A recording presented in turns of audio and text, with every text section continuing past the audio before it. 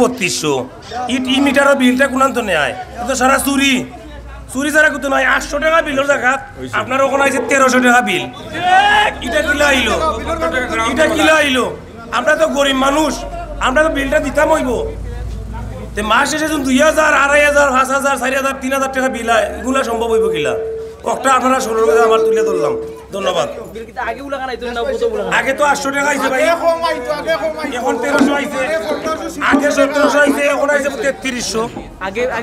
আগে কম আইতো এখন আইছে তো 1500 টাকা আগে আইতো তোমার 800 টাকা থেকে 1000 টাকার ভিতরে কিন্তু এখন মাত্র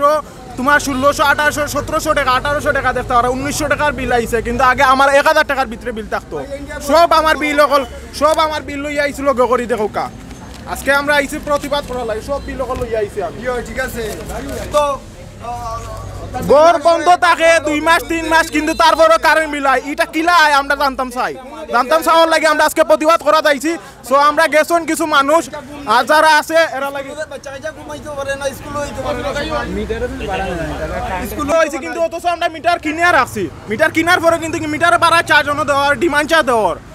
যে পল্লী বিদ্যুতের যে অবস্থান বর্তমানে এই বর্তমান অবস্থানের উপরে বিশ্বনাথ নাগরিক সমাজের খুব প্রতিক্রিয়া এখন চলতেছে যদি পল্লী বিদ্যুৎ অফিস সুষ্ঠু সমাধান না দেয় পরবর্তীতে এই বিশ্বনাথবাসী পল্লী বিদ্যুৎকে ঘেরাও করবে পাশাপাশি আমরা দেখতে পাচ্ছি পল্লী বিদ্যুতের মিটার একটি বাড়া সার্ভিস বাড়া ডিমান্ড চার্জ বাড়া এসব তো এটা হাস্যকর বিষয় আমরা মিটার পয়সা দিয়ে কিনবো আবার পুরো বছর তাদেরকে একটা ভাড়া দিতে হবে এটা কি হাস্যকর বিষয় এদের থেকে এই পরিস্থিতি থেকে আমাদেরকে বেরিয়ে আসতে হবে এবং শুধু তাই নয় বিদ্যুতের যে অতিরিক্ত বিল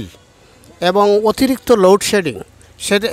সেখান থেকে আমাদেরকে বের হয়ে আসতে হবে যদি উপরোক্ত বিষয়গুলো সুষ্ঠু সমাধান পল্লী বিদ্যুৎ না করে তাহলে আমরা বর্তমান অন্তর্বর্তী সরকারের সহযোগিতায় পল্লী বিদ্যুৎকে আমরা বিশ্বনাথের পল্লী বিদ্যুৎকে আমরা ঘেরাও করে রাখবো ইনশাআল্লাহ।